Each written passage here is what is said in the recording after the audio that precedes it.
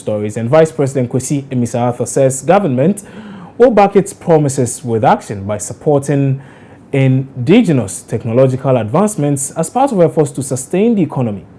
Now, the Vice President made these comments at the 35th Kwadwo Sarfo Technology Exhibition at Awoshi in Accra, where he commenced the giant strides made so far by Kantanka Technologies. As the chairman said, an entrepreneur, a farmer, a missionary, and many other things. I think he called him multi-talented. We are celebrating the life of this multi-talented person. I have seen the items on display, the development of the internal combustion engine and the vehicle that has come out as a result of the work of Apostle Kwadwo Sarfo. We know also that countries develop by doing things better because resources available to countries are finite. And as the populations increase, we must be more efficient in the use of the natural resources that are available to us. That is why it is such a great thing to have an innovator, a scientist, a technology person doing all the work that we have seen here today. Innovation and technology are important in the development of countries.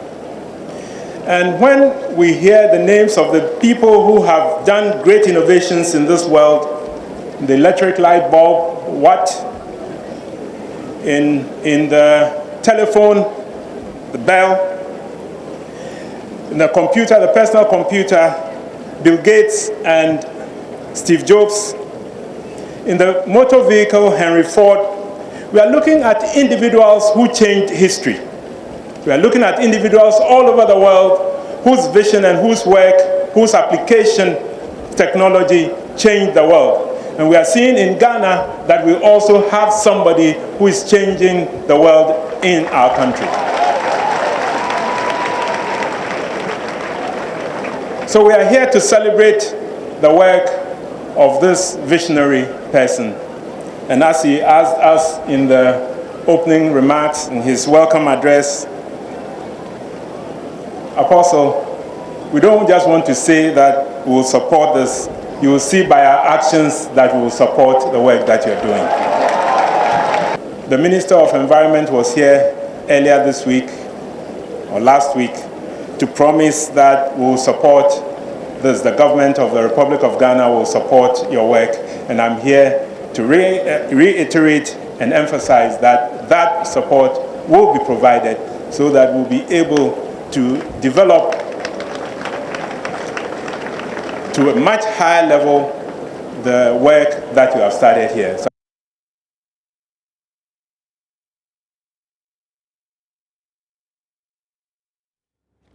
So let's stay with politics. And the Convention People's Party is, before we get to the Convention People's Party, which is actually holding a media briefing this morning, we can do something on the PNC.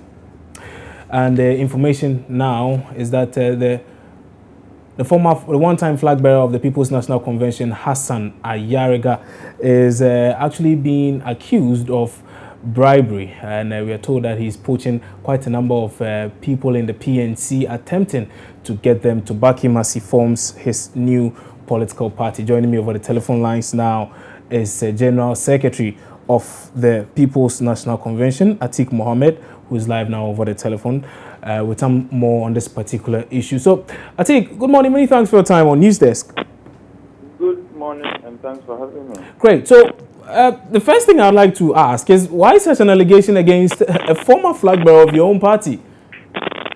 Well, thank you very much. I know anybody is alleging anything against the past and former member of the party.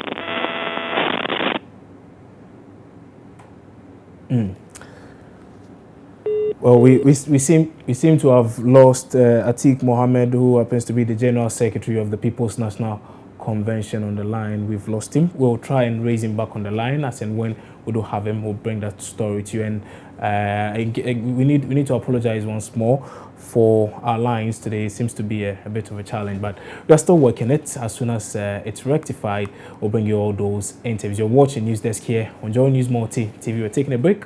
We'll be back shortly with some more.